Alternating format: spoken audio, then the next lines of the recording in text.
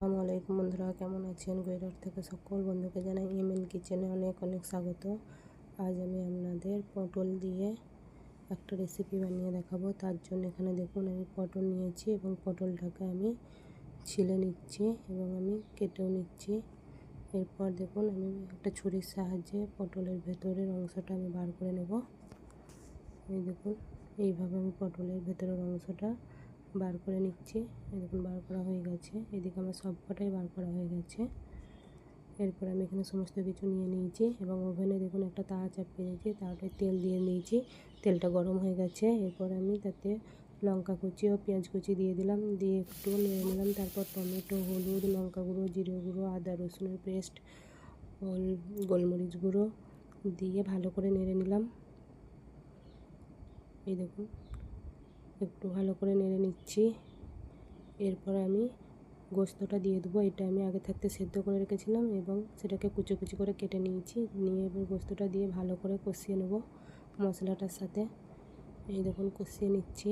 এরপর আমি ওপর থেকে ধনেপাতা দিয়ে দেবো, দিয়ে আবারও ভালো করে কষিয়ে নেব।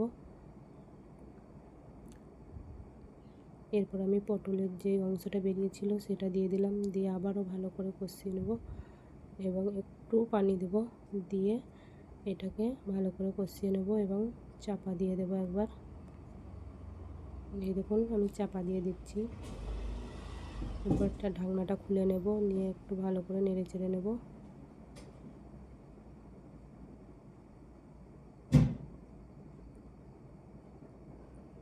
এই দেখুন এটা আমার কষানো হয়ে গেছে, ওইটা আমার রেডি হয়ে গেছে। এটাকে নামিয়ে নেব। এইদিকে আমি বেসনটা আগে থাকতে গুলে রেখেছিলাম এবং এর মধ্যে দেখুন আমি পটলের ভেতরে পুরটা ভরে নিচ্ছি। আমার সব কটা পটলের ভেতরে পুর দেখুন ভরা হয়ে গেছে। এরপর আমি বেসনটাকে ভালো করে আরেকবার ফেটিয়ে নিচ্ছি। এরপর আমি একটা পটল নেব ও বেসনটার মধ্যে ভালো করে চুবিয়ে নিয়ে এরপর আমি একটা একটা করে ছেড়ে দিচ্ছি। এই দেখুন এইভাবে আমি ছেড়ে দিলাম এবং এটা এক পিঠ হয়ে গেছে, আমি উল্টে নেব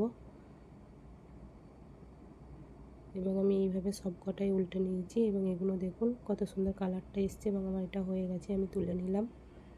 এই দেখুন আমার এগুলো হয়ে গেছে। আমি আপনাদেরকে একটা কেটে দেখাচ্ছি। যদি ভালো লাগে তো লাইক, কমেন্ট ও শেয়ার করবেন। ভালো থাকবেন, দোয়া করবেন। আল্লাহ হাফেজ।